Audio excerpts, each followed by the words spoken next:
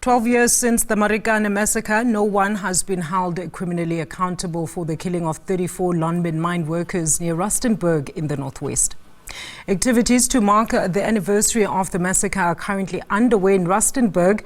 The widows of the mine workers who police shot and killed, as well as religious leaders and some mine representatives, are attending those commemorations.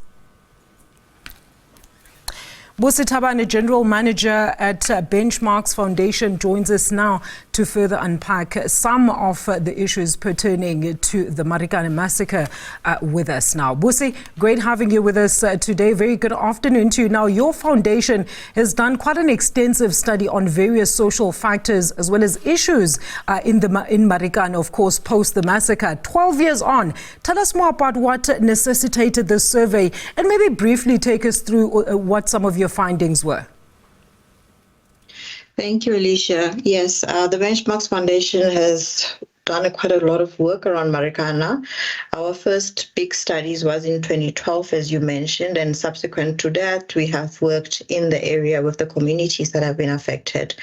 And a couple of weeks ago, we decided to go back and do a survey in Wonderkop and in the informal settlement of Nkanini to just find out what has happened now and what has been going on. And all this because the community that we've been working with has been telling us a whole lot of things that has been happening, and we've been journeying with them.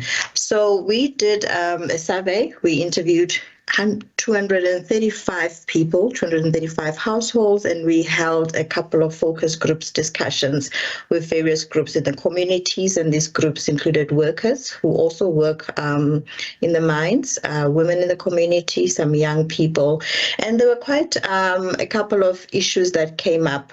Firstly, when we spoke to the workers, of course, they mentioned the issues around wages. We're all aware that in 2012, when the workers went on strike and demanded the 12,500 rand basic salary, and it was eventually increased, and we do believe that currently the basic salary is sitting at 16,000 rand, and the workers have shared with us that it might seem like there has been some gains made around this, but not much, because they have not gained much, considering the fact that we look at our high cost of living. So between 2012 and 2024, now 12 years, the difference has just been 4,000 rand. And they've also shared with us the difficulties that they are facing in the working environment of the mine itself. The workers are very vulnerable. They are constantly faced with threats of retrenchments.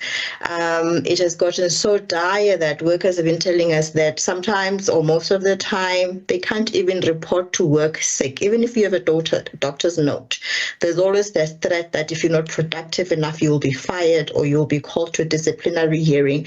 So there's a lot of victimization, intimidation happening in the workplace. It is not a safe place for them at the moment.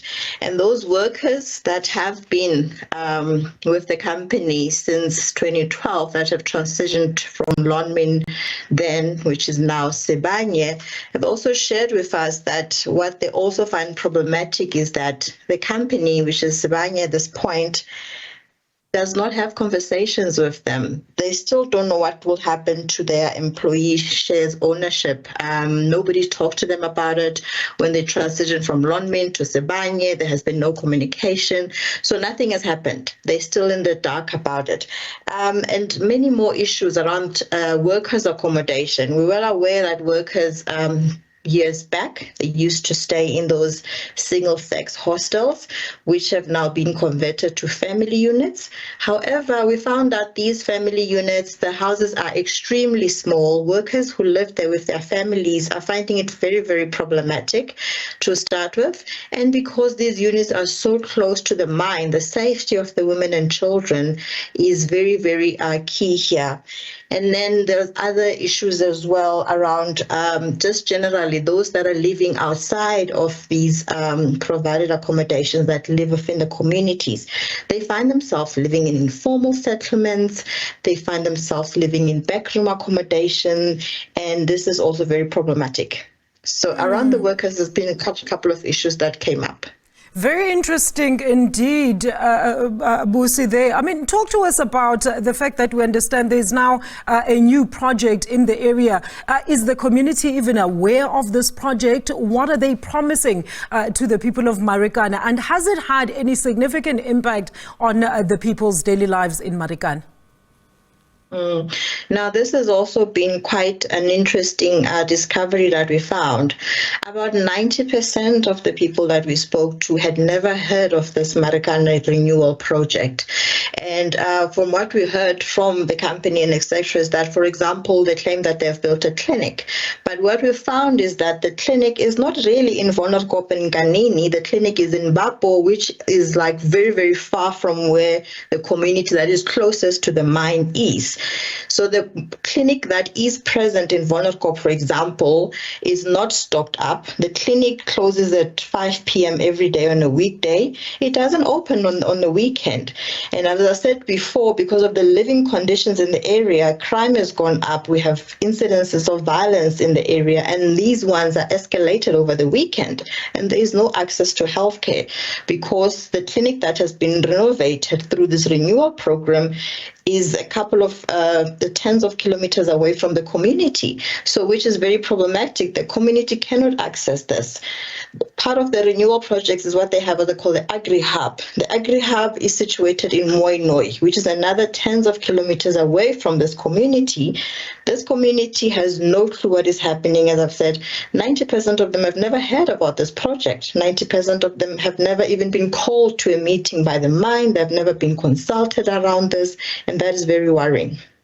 Worrying indeed. So what happens with this research then, Busi, that you have, of course, compiled? Are you taking it and sharing it with the various relevant authorities in order to ensure that it's considered during any awarding of new projects and even contracts to those aspirant companies as well as entities in not just in Marikana, but suppose a blueprint for other mining towns? Yes, definitely. We will finish compiling this report and we will be publishing a fuller, bigger report. And this report will be tabled at our own annual conference, which will be happening in October.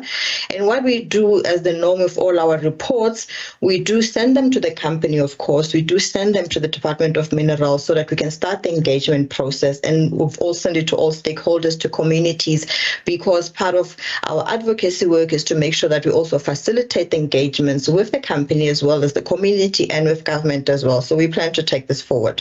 Thank you so much, Busi Thabane, who is a General Manager at Benchmarks Foundation.